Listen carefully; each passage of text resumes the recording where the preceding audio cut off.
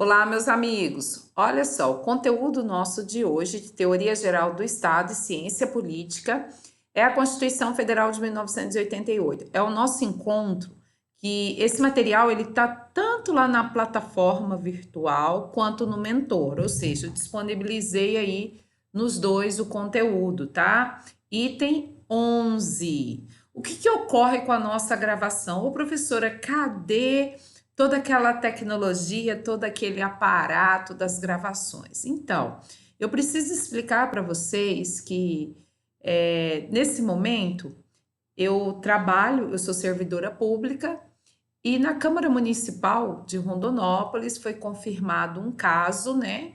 E nós temos aí um segundo caso sob investigação. E eu mantive contato com essas pessoas. Então, embora eu tenha já feito o exame uma vez, tenha dado negativo por uma questão de precaução, até mesmo porque pessoas com quem eu convivo, né, familiares, também deu teste positivo, ficou em quarentena, né? Fiquei em uma observação aí durante uma semana. Eu passei e estou passando por esse período também. Então, por uma questão de preservação dos nossos colegas de trabalho, algumas aulas nossas será nesse formato doméstico, tá ok? Como uma forma de preservar os nossos colegas de trabalho, porque nós não queremos correr nenhum risco para que esse período passe o quanto antes e nós possamos estar junto aí em sala de aula.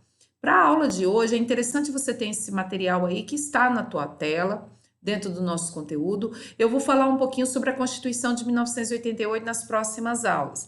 É claro que eu já falei um pouco dela quando eu falei da aula de intervenção federal, que é uma aula assim que ela saiu um pouquinho só da nossa grade, mas é um tema que tem correlação com o Estado Federal, né, com a forma de Estado, o Estado Federal que nós estudamos, mas é a pedido de vocês que nós fizemos essa aula e adentramos dentro do texto constitucional. Então, as nossas 3 próximas aulas, nós vamos falar um pouco sobre a nossa Constituição de 1988, serão aulas gravadas nesse formato, e eu espero que em breve, nem esse formato, nem um formato mais produzido, nós possamos estar juntos aí em sala de aula. Mas o mais importante é que você siga essa sequência de estudo, essa sequência de rotina. Me chame lá no grupo se você tem alguma dúvida, algum questionamento sobre assim o conteúdo, tá bom? Então vamos lá. Olha só, hoje o nosso tema é Constituição Federal de 1988. O que a gente tem que ter em mente é que o nosso estado, nosso Brasil, desde a declaração da sua independência, ele teve outras constituições. Essa não é a primeira. A nossa, a atual, ela é de 1988. Mas anterior a esta, nós tivemos várias outras constituições. Deixa eu puxar aqui mais para o cantinho para ficar melhor. Aí vocês poderem enxergar bem. Olha só. Nós tivemos, eu não tenho como destrinchar todas essas constituições, mas eu vou falar bem rapidamente. Por exemplo, a Constituição de 1824 foi a nossa primeira Constituição ainda no período do Império. Então, existem 2 formas, né, de Constituição aí dentro da classificação. A Constituição promulgada e a Constituição outorgada. Mas o que vem a ser a Constituição? Gente, a Constituição é a base normativa de qualquer Estado. É numa Constituição que nós vamos encontrar as principais normas que vai reger o país. É numa Constituição que eu encontro a organização do Estado, a sua estrutura, né? Se ele tem poder, se ele tem os 3 poderes, legislativo, executivo e judiciário, a clássica divisão de Montesquieu, como que ele se organiza, quais são as competências da União, quais são as competências do Estado, do município. É numa Constituição Federal que eu encontro, por exemplo, os direitos fundamentais, quais são os principais direitos protegidos pelo Estado. Tá? É na Constituição que eu vou encontrar a base dos direitos da educação, da saúde, da liberdade, da vida, da integridade física, moral, do sigilo, da privacidade, tá? Então, na Constituição de um Estado, eu encontro as normas basilares.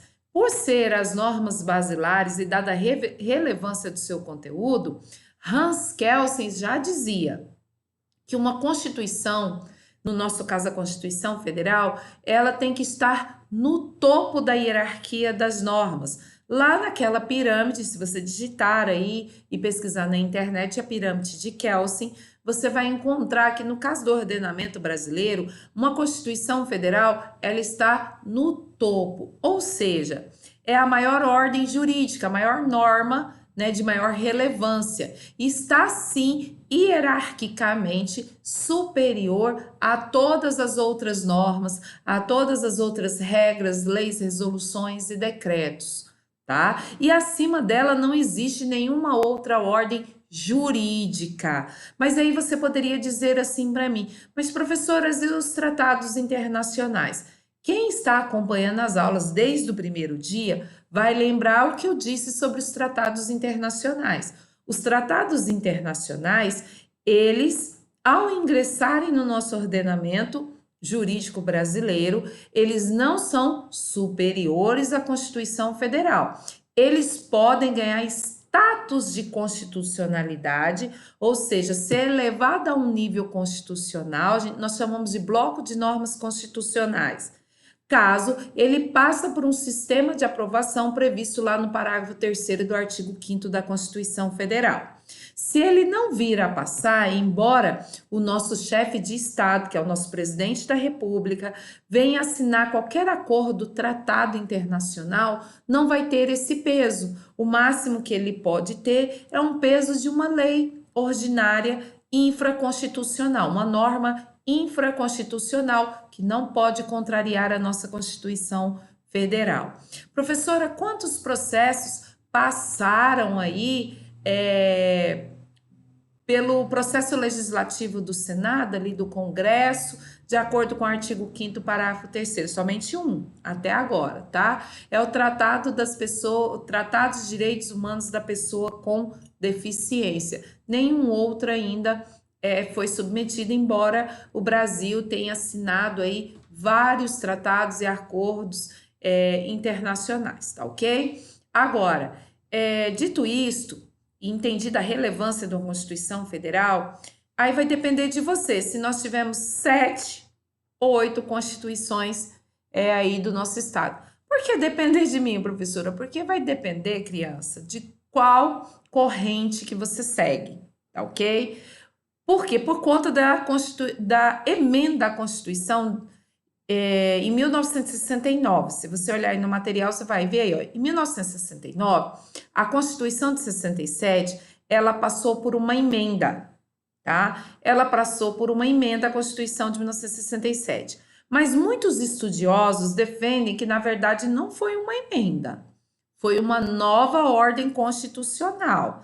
Foi só uma conversa de emenda de alteração da 67, mas o que nós tivemos mesmo foi a total alteração da estrutura da Constituição de 67. Então, nós temos aí, na verdade, uma nova Constituição. Então, nós podemos dizer que nós tivemos 8 ou tivemos 7. Aí vai depender da corrente que você segue, tá ok?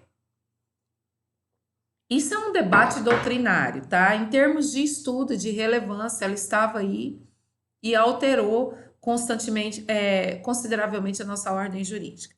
Então, e eu estava dizendo para vocês que uma Constituição ela pode ser tanto outorgada quanto promulgada.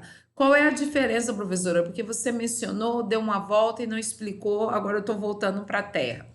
A diferença é que uma Constituição promulgada, lembra que nós estudamos poder constituinte? Então, poder constituinte originário é o poder que tudo pode, que faz nascer uma nova Constituição.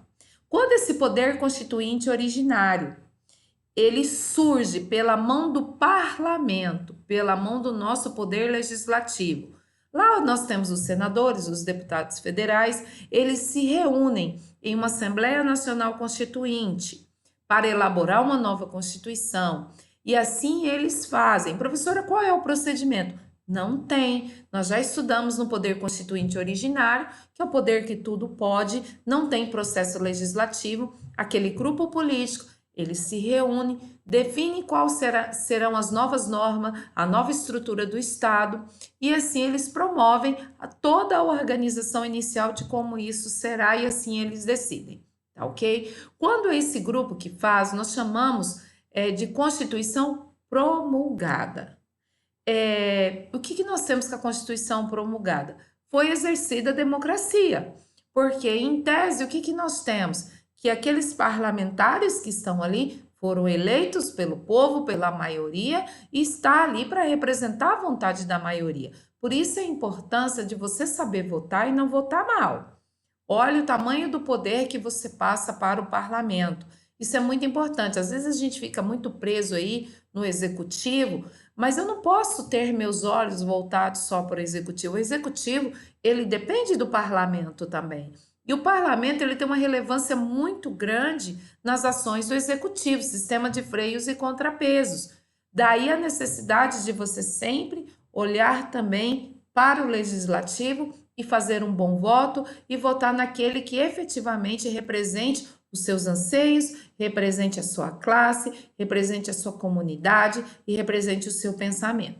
Então, quando esse grupo elabora essa Constituição, nós dizemos que a Constituição foi promulgada, é uma Constituição democrática, porque teve a participação indireta do povo, beleza?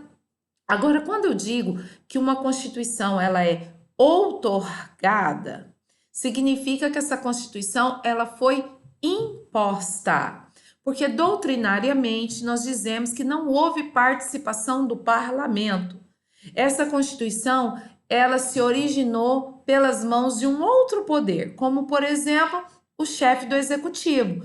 Ah, professora, é possível que o chefe do executivo crie uma própria Constituição excluindo o parlamento? Sim, mas será uma Constituição federal? Será uma Constituição federal mesmo assim, mas será uma Constituição federal outorgada. Significa que não houve a participação, ainda que indireta, do povo. É uma Constituição imposta. Por que eu estou falando isso para vocês? Porque dentro de todas as nossas constituições, algumas foram impostas. Algumas foram outorgadas e algumas foram promulgadas. E no nosso país houve essa oscilação, ora promulgada, ora outorgada. Eu não tenho como, na nossa aula Teoria Geral do Estado, explanar tudo isso para vocês. Isso aí vocês vão estudar em maior detalhe em Direito Constitucional, lá já no primeiro bimestre, no primeiro mês de aula, é capaz que vocês estudem as constituições brasileiras. Então, aqui eu só vou dar uma passada, uma pincelada no assunto. A nossa Constituição de 1824, que foi a Constituição do Império, ela foi considerada uma Constituição outorgada. E interessante que para você entender isso daí, você tem que entender toda a movimentação política da época. E por que a gente tem que se ater muito aos aspectos políticos, o contexto histórico político da época?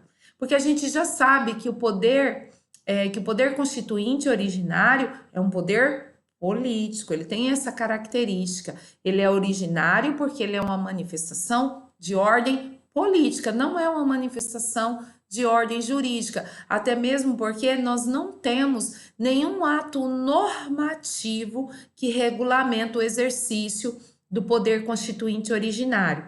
Então, só para falar um pouquinho da Constituição de 1824, que aí nós tínhamos o nosso imperador na época, ele instaurou a Assembleia Nacional Constituinte, sim. O parlamento, ele se organizou para promover os estudos da nova Constituição.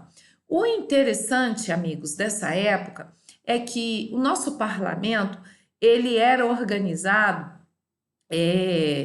em sua maioria por brasileiros, que eram os detentores do capital, né? Porque o voto ele era levado em consideração o valor dos seus bens, o valor que você tinha. Então, olha só, parlamento, ele até mesmo quem podia votar, tá bom? Então, o nosso parlamento possuía muitos brasileiros. E qual era o problema? Nós tínhamos o Partido dos Brasileiros e nós tínhamos o Partido, né, do Luso, o Partido Luso, o Partido dos Portugueses. Quando os brasileiros se reuniram em Assembleia Nacional Constituinte, o imperador ele ficou preocupado. Ele ficou preocupado com a questão política de repente se organizar uma constituição do império que pudesse prejudicar a ordem política da sua gerência aí, da sua condução do país e a sua monarquia. O que ele fez? Ele dissolveu a Assembleia Nacional Constituinte e elaborou um grupo, uma comissão de estudos, e essa comissão foi composta, né, por membros indicados por ele, para fazer a vontade dele. É por isso que a nossa Constituição do Império, ela inovou no direito. Por que ela inovou? Porque ela fez previsão dos 3 poderes que nós estudamos. Poder legislativo, executivo e poder judiciário. Mas criou também o poder moderador, que foi um poder criado pelo nosso imperador, que ele estava acima dos 3 poderes, que era um poder exercido por ele, que poderia sim interferir em todos os outros 3 poderes. Inclusive, o poder dele era tão grande que ele podia interferir até mesmo nas decisões da igreja, indicações ou reprovação de bispo. Me desculpa, eu não sei nem qual é a nomenclatura correta, né, das nomeações dos bispos, né, nas ordenações aí.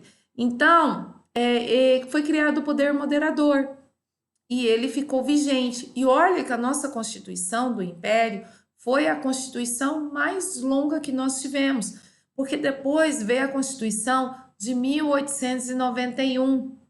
Nós estamos saindo de uma época de 1824, que a gente fala que a gente passou pelo período da Constituição aí da mandioca. Por quê? Porque foi uma Constituição, nós tínhamos os grandes plantadores de mandioca, e aí a gente chega na Constituição de 1891, que era a Constituição da República, num cenário de insatisfação,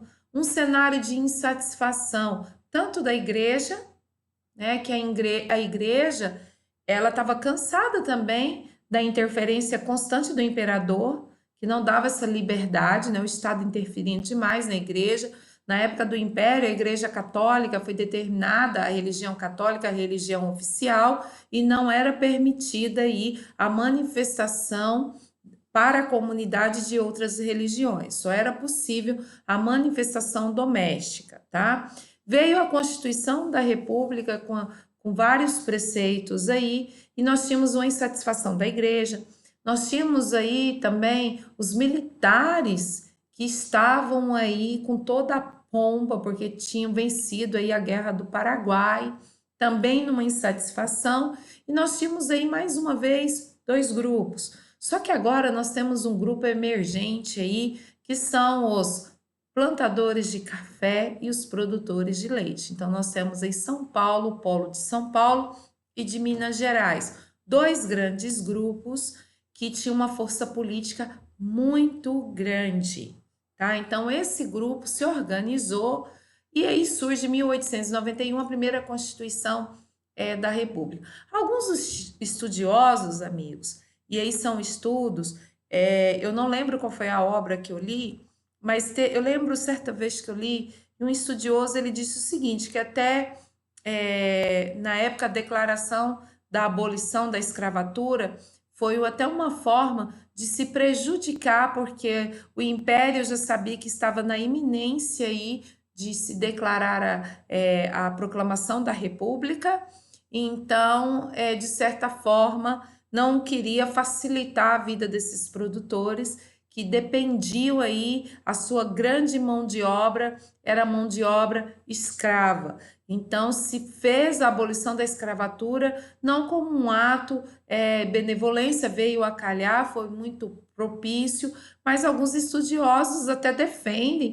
que teve um cunho político aí de prejudicar os grandes produtores na época, né, que detinham essa mão de obra escrava, né? Mas a gente não pode esquecer também que em 1824, 1891, a gente estava num período aí da Revolução Francesa em 1789, de se discutir a dignidade da pessoa humana e os direitos fundamentais, né? Se foi uma decisão oportunista ou não, mas ela foi benéfica de toda sorte aí para o nosso país. Enfim, nós tivemos a Constituição do Império, então ela foi outorgada. A Constituição da República Democrática, e assim veio. Depois nós tivemos a Constituição do Estado Novo, aí a gente já tem Getúlio Vargas, né? A gente já tem aí a quebra da República Café com Leite, que assim é chamado desses dois grupos, e aí nascem dois novos grupos que perpetuam até hoje na briga pelo poder político. Quem são? Eu acho que vocês não vão conseguir adivinhar aí. Será que é direita, esquerda? Então, aí surge, a gente sai do grupo portugueses brasileiros, depois do grupo da política Café com Leite, e aí a gente cai aí de uma forma bem sucinta e simples, direita e esquerda, né? Mas o que a gente nunca pode esquecer é que ainda que exista essa briga, nós somos os detentores do poder político. Nós escolhemos quem vai exercer. O povo é o titular, é ele quem escolhe. Então tenha muita sabedoria quando você decidir conceder esse poder, que é o poder que pode exercer a constituinte, gente. Isso é muito sério, tá? E aí nós passamos por todo esse período de constituições, ora democráticas, ora promulgadas, ora outorgadas, até que nós chegamos aí à nossa Constituição de 1988, com um voto secreto e direto, que vai ser um dos conteúdos da nossa aula, tá ok? E o que dizer da nossa Constituição de 1988? Então, essa vai ser a parte 2 do nosso encontro, porque nós já temos aí 20 minutos de aula e fica ruim para poder carregar essa aula. Eu vou disponibilizar o link, parte 1, e a gente já volta em seguida na parte 2 para entender como é que funciona a estrutura da Constituição de 1988. Até mais, ó! É um piscar de olhos.